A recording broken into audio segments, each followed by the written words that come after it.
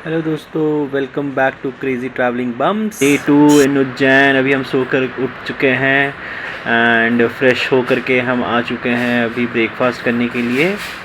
और काशवी ने अपनी मम्मा का फ़ोन कैब हाईजैक कर लिया है एंड अभी वो किसी को कुछ रिप्लाई नहीं करेगी। अभी वो भूला मोड में है। सो यही है रेस्टोरेंट का होटल का रेस्टोरेंट जहाँ पर हम ब्रेकफास्ट करेंगे। ये हमारे बुफे में हमारे प्लान में ऑलरेडी इंक्लूडेड था। सो देखते हैं अभी हमें यहाँ पर ब्रेकफास्ट में क्या क्या ऑप्शन मिलते हैं। बट जैसा कि सब बाकी के प्लेटों में हमने नज़र मारी, ऑप्शंस काफ़ी है। और ये बाहर अगर हम निकले तो यहाँ पर एक लॉन एरिया है जहाँ पर एक छोटी मोटी पार्टी के लिए उन्होंने जगह रखी है। एंड उसके आगे है वहाँ पर स्विमिंग पूल जहाँ पर हम बहुत ही जल्दी डुबकी लगाने वाले हैं। काशवी ऑलरेडी एक्साइटेड है। अभी काशवी आप देख सकते हो, उसने पूरा हाईजैक करके रखा हुआ है अपनी मम्मा का फ़ोन। उसकी मम्मा गई हुई है अभी उसके लिए कुछ ब्रेकफास्ट ऑप्शंस लाने के लिए, और जो कि आ चुका है एक डोसा, एक इडली, कुछ चौकोस और चटनी। सो चलो अब हम भी चलते हैं और देखते हैं क्या क्या है ऑप्शंस आज के ब्रेकफास्ट में। ब्रेकफास्ट इंक्लूडेड रहता है तो सबसे पहले रहता है कि भाई ये जल्दी उठो और चलो ब्रेकफास्ट करने। तो यहाँ हम देख सकते हैं फ्रूट्स, स्प्राउट्स, चने, पोहा, ये पूरी भाजी थी। एंड फिर यहाँ पर डोसा को उन्होंने कट्स कर दिए थे। Idli, chutney, sambar, bread, butter jam, tea, coffee. और ये कैप्चरिंग मोड ऑफ काशवी। एक मछली पानी में गई छप्पा, दो मछली पानी में गई छप्पा, और हम दो पानी में गए। और मम्मी बाहर में फ़ोन, वॉलेट, सब चीज़ का ध्यान रख रही थी। एक्चुअली मेरा कोई प्लान नहीं था स्विमिंग पूल में जाने का, बट यहाँ पर काशवी के साथ एक मोए हो गया था। काशवी स्टेयर से उतर रही थी स्विमिंग पूल के अंदर एंड वो स्लिप हो गई। तो मुझे तुरंत भागना पड़ा अंदर। तो that is how it was. So मस्ती टाइम, खूब सारी मस्तियाँ। और अब हम निकल पड़े थे होटल से शाही स्नान करने के लिए। हमने भी अपने पाप कुछ धो लिए और फिर वहाँ से हम चल पड़े माँ हरसिद्धि मंदिर की तरफ। उज्जैन का माँ हरसिद्धि मंदिर सिर्फ एक मंदिर नहीं बल्कि आस्था, चमत्कार और दिव्यता का संगम है। यही कारण है कि देवी की शक्ति का अनुभव होता है और हर भक्त की आत्मा में एक अलौकिक शांति का संचार भी होता है। इसलिए इस अद्भुत मंदिर की गहराई में उतरते हैं और जानते हैं कि ये क्यों इस मंदिर की इतनी महत्वता है। माँ हरसिद्धि मंदिर उज्जैन के पवित्र और ऐतिहासिक शहर में स्थित है, जो स्वयं में एक शक्तिपीठ है। यह मंदिर शिप्रा नदी के पास महाकालेश्वर ज्योतिर्लिंग के नज़दीक में स्थित है। ऐसा कहा जाता है कि उज्जैन की हर गली और हर मंदिर में देवी देवताओं का वास है और माँ हरसिद्धि यहाँ की रानी है। पौराणिक कथाओं के अनुसार जब भगवान शिव माता सती के जले हुए शरीर को लेकर ब्रह्मांड में तांडव कर रहे थे, तब भगवान विष्णु ने सुदर्शन चक्र से सती के शरीर को काटकर कई हिस्सों में बांट दिया था। उन हिस्सों में से एक टुकड़ा सती की कोहनी यहाँ पर गिरी थी। इसलिए यह स्थान एक शक्तिपीठ बन गया है, जहाँ माँ सती के शक्ति को अनुभव किया जाता है। यहाँ आने वाले हर भक्त को देवी की ऊर्जा और आशीर्वाद की अनुभूति जरूर होती है। गर्भगृह में प्रतिष्ठित माँ हरसिद्धि की प्रतिमा का तेज और उनकी चार भुजाओं में धारण किए अस्त्र शस्त्र उनके साहस और शक्ति का एक प्रतीक है। मंदिर में श्री यंत्र भी स्थापित किया गया है, जिसे सर्वोच्च आध्यात्मिक ऊर्जा का स्रोत भी माना जाता है। अगर आप इस मंदिर की भव्यता और दिव्यता का सर्वोच्च अनुभव उठाना चाहते हैं तो नवरात्रि को दिनों में यहाँ अवश्य आएं। इन 9 दिनों में मंदिर का हर कोना फूलों, दीपों और रंग बिरंगे कपड़ों से सजा हुआ रहता है। माँ की आरती, भजन और जागरण से मंदिर परिसर गूंजता है और भक्तगण माँ हरसिद्धि के समक्ष अपने हृदय की श्रद्धा अर्पित करते हैं। ये मंदिर के अंदर का परिसर है। हम यहाँ पर थोड़ा घूम रहे थे। यहाँ पर महादेव का भी एक मंदिर है। मंदिर का वातावरण इतना शक्तिशाली है कि यहाँ पहुँचते ही मन एक अनोखी शांति का अनुभव करता है। मंदिर सुबह जल्दी खुलता है और देर रात तक खुला रहता है। आप भी कभी आइए, माँ हरसिद्धि का आशीर्वाद आपको हमेशा मिलेगा। ये हम मंदिर से बाहर निकल चुके थे और मंदिर से बाहर निकलते ही हमें ये हाथी की सवारी दिखी और काशवी काफ़ी एक्साइटेड हो गई हाथी को देखकर। उसने पहले कभी ऐसे हाथी को नहीं देखा था रास्ते में चलते हुए। ऑफ कोर्स ज़ू में देखा था उसने कई बार, बट ऐसे रोड पे ऐसे देखा नहीं था। हम लोगों ने कोशिश की उनसे महावत से बात करने की कि वो एक राइड दिला पाएंगे, तो बट उन्होंने मना कर दिया क्योंकि यहाँ पर भीड़ भाड़ काफ़ी थी। सो गर्मी भी काफ़ी थी अभी बाहर निकलने के बाद। तो हम चल पड़े कुछ ठंडी पानी की बोतल या फिर काशवी के लिए माज़ा या फिर फ्रूटी लेने के लिए। ये बाहर में काफ़ी शॉप्स है यहाँ पर। एंड इसके आगे अगर लेफ़्ट हैंड साइड पे आप जाओगे तो महाकालेश्वर मंदिर का गेट आ जाता है। ये है महाराजा विक्रमादित्य की मूर्ति और ये एक समय पे उज्जैन के राजा थे जो, और उनका समय काफ़ी महत्वपूर्ण था उन्नति के लिए। यहाँ से फिर हम दोपहर को होटल चले गए थे एंड फिर शाम को आए हम श्री महाकाल महालोक में, जो एक बहुत ही बढ़िया जगह है। ज़रूर जो भी कोई उज्जैन आता है डेफिनेटली प्लीज़ यहाँ आइए। मैं इतने जगह घूमा हूँ बट मुझे वन ऑफ द अगर बेस्ट प्लेसेस मतलब be in terms of development या फिर जिस भी आप वर्टिकल से इस चीज़ के बारे में बात करो, इस प्लेस के बारे में बात करो, आई लिटरली लाइक इट। मतलब बहुत ही अच्छा है। हम यहाँ पर आकर के ऑलरेडी हम थक चुके थे, बट हम बाहर रास्ते से जब हम जा रहे थे तब हमने ये जगह देखी थी, तो उस समय ही ये दिन के समय में इतना अच्छा लग रहा था तो हमने सोचा था हम ज़रूर आएंगे।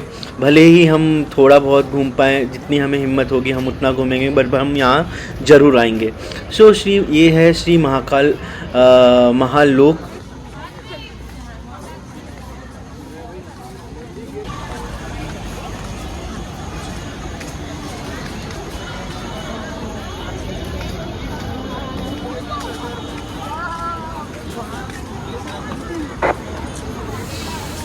यहाँ बहुत भीड़ थी। लोग इसीलिए यहाँ पर आ रहे हैं क्योंकि यहाँ पर इतने अच्छे से इस जगह को इन्होंने डेवलप किया है, इतने अच्छे से मेंटेन किया है।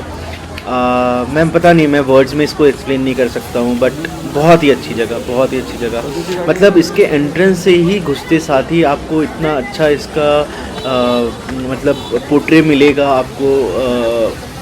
मतलब आप इंटरेस्टेड हो जाते हो। आप कहाँ थके हुए थे, हम भूल गए कि हम थके हुए भी थे और हम अच्छा यहाँ जाए वहाँ जाए कहाँ जाए यही हम सोच रहे थे कि पहले इस तरफ से जाते नहीं इस तरफ से जाते, क्योंकि हमें हर कुछ देखना था।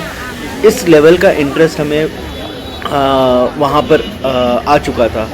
सो अभी आप देखोगे यहाँ पर अगर आप देखोगे तो महाकाल महालोक न केवल एक धार्मिक स्थल, मेरे को लगता है सिर्फ एक धार्मिक स्थल नहीं है, बल्कि यहाँ एक ऐसा स्थान है जहाँ आस्था और वास्तुकला और भारतीय संस्कृति के अद्भुत रंग के साथ एक जगह मिलते हैं। महाकाल महालोक को इस तरह से विकसित किया गया है कि यहाँ हर पाठ को एक यादगार और दिव्य अनुभव प्रदान कराता है।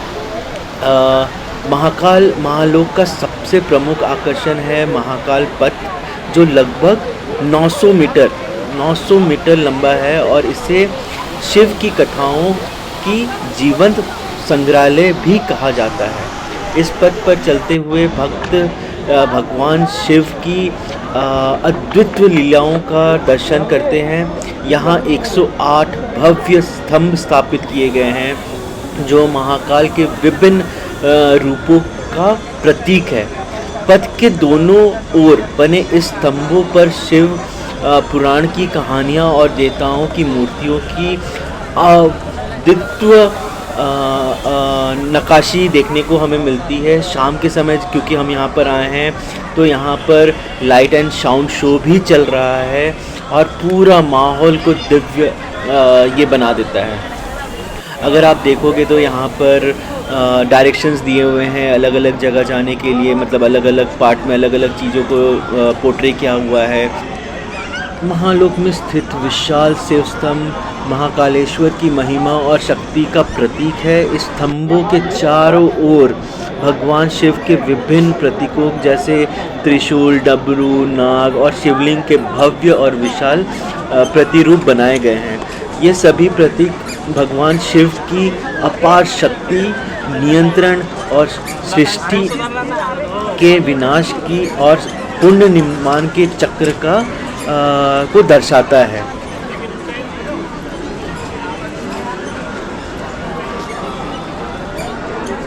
महाकाल महालोक केवल एक तीर्थ स्थल नहीं है बल्कि एक ध्यान और योग केंद्र भी है।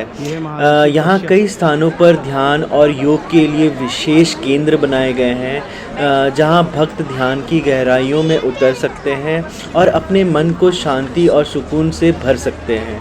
महालोक की शांति और दिव्यता यहाँ ध्यान करने वालों को आध्यात्मिक अनुभव प्रदान करती है। महाकाल महालोक परिसर में विभिन्न धार्मिक और सांस्कृतिक उत्सवों का आयोजन होता रहता है। यहाँ महाशिवरात्रि और श्रावण मास के दौरान विशेष आयोजन होते हैं जहाँ लाखों भक्तों का आगमन होता है। महाशिवरात्रि के समय महालोक का दृश्य बहुत ही बढ़िया होता है और हर ओर रोशनी, शिव भजनों की गूंज और भक्तों की भीड़ एक अलौकिक दृश्य प्रस्तुत करती है। इस समय यहाँ की रात एक आध्यात्मिक महोत्सव में बदल जाती है। अभी यहाँ पर आप देख पा रहे होगे तो यहाँ पर सारे ऋषि मुनियों की मूर्ति यहाँ पर दर्शाई गई है। हम एक एक करके सब ऋषि मुनि की मूर्तियों की तरफ जा कर के थोड़ा डिटेल्स लेने की, मतलब पढ़ने की कोशिश कर रहे थे। हम थोड़ा वीडियोस एंड इन्फॉर्मेशन कैप्चर कर रहे थे यहाँ पर। सो काफ़ी कलाकारी, मतलब अगर आप बोलोगे काफ़ी डिटेल में एंड काफ़ी अच्छे से इन्होंने बनाई है। एंड अगर मैं साफ़ सुथरे जगह की बात करूँ, लिटरली यहाँ पर मुझे तो कहीं नहीं दिखा कि कहीं पर बॉटल्स गिरे हुए हैं, कहीं पर किसी ने खा करके कुछ गिरा दिया है। ऐसा यहाँ पर कुछ भी नहीं है। आप अगर कुछ अपने साथ अगर हैंडबैग्स लाते हो तो उसे आपको बाहर ही जमा करना पड़ता है अगर उसमें कुछ खाने पीने की सामान है तो, वरना फिर अगर आपके पास नॉर्मल बैग है तो वो आपको ले जाने देते हैं, उसके लिए कोई प्रॉब्लम नहीं होता है। And but the thing is कि यहाँ पर काफ़ी अच्छे से इस जगह को मेंटेन किया है। एंड ये अब महर्षि विश्वामित्र थे। हम आगे एक एक करके सब जगह जाने, हम यही सोच रहे थे कि अगर इतनी बड़ी जगह है तो हम इसको कितने देर में कंप्लीट कर पाएंगे नहीं कर पाएंगे, क्योंकि काशी भी धीरे धीरे चल रही थी, वो भी थक चुकी थी। सुबह में ही हम लोग ने काफ़ी इधर उधर घूमा था, कई जगहों को घूमा था हमने। ये महर्षि गौतम ऋषि मुनि हैं। सो अभी पीछे में जो बैकग्राउंड म्यूज़िक चल रहा है, मतलब लिटरली मतलब डिफरेंट काइंड ऑफ एनवायरनमेंट, मतलब वाइब ही एकदम अलग हो गई है। ये यहाँ पर एक छोटा सा वाटर रिजर्वॉयर या फिर थोड़ा सा एक लेक है, आई गेस ये लेक है, मेरे को श्योर नहीं हूँ मैं कि ये क्या है, बट ऐसा लग रहा है कि इन्होंने वाटर को कंजर्व करने के लिए कुछ एक जगह बनाई है। बट इसका यहाँ पर भी उन्होंने लाइटिंग करके इसको बहुत ही अच्छे से डेकोरेट किया है। काशवी ऑलरेडी थक चुकी थी, so she was not so much more interested, तो हमने थोड़ा सा रेस्ट लिया यहाँ पर। उसके साथ थोड़ा सा उसको माइंड डाइवर्ट करने की कोशिश की हमने, ताकि वो थोड़ा सा इंटरेस्ट लेकर के और आगे चीज़ों को देखे। फिर पहुँचे हम इस जगह पर जो कि एक बहुत ही बेहतरीन जगह थी। यहाँ पर ख़ासकर बुज़ुर्ग लोगों के लिए मैंने देखा कि टेक्नोलॉजी का कैसे लोग यहाँ पर इस्तेमाल कर रहे हैं।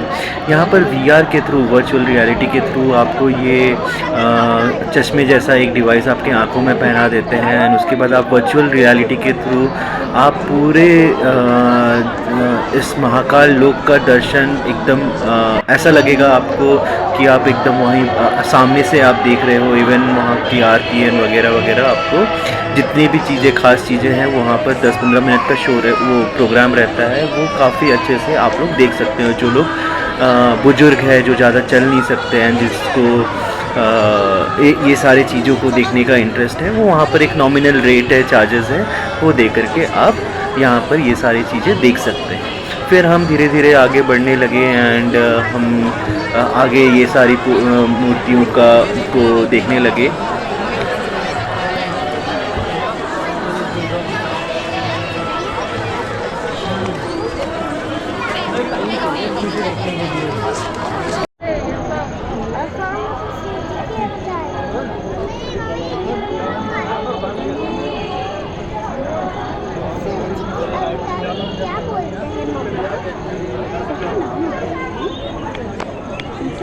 Kazu, say hi.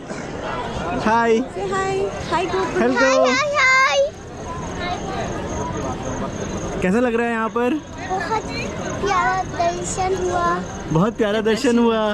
अब इसको ऐसे स्टैंड लगा दीजिए ना पापा। लगा हुआ है अच्छा, अब बात कीजिए। अब बात तो कीजिए। ठीक है,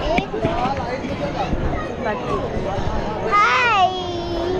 बताइए आप कैसे कहाँ गए थे? बहुत अच्छा। जोर से बोलना पड़ेगा। मैं बहुत अच्छा दर्शन की।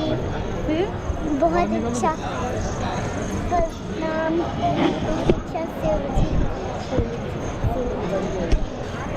फिर पहुँचे हम इस जगह पर जहाँ पर शिव समुद्र मंथन को दर्शाया गया। शिव समुद्र मंथन एक महत्वपूर्ण पौराणिक कथा है जिसमें हमें भगवान शिव के त्याग, सहनशक्ति और सृष्टि की रक्षा का महान कार्यों को दर्शाती है।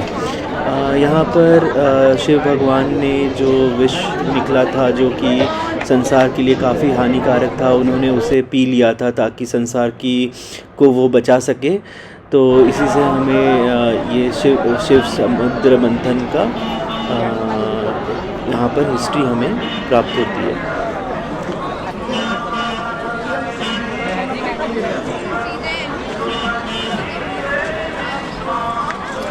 फिर ये हम आगे बढ़ने लगे और यही प्रांगण है जिसे हम एक्सप्लोर कर रहे थे।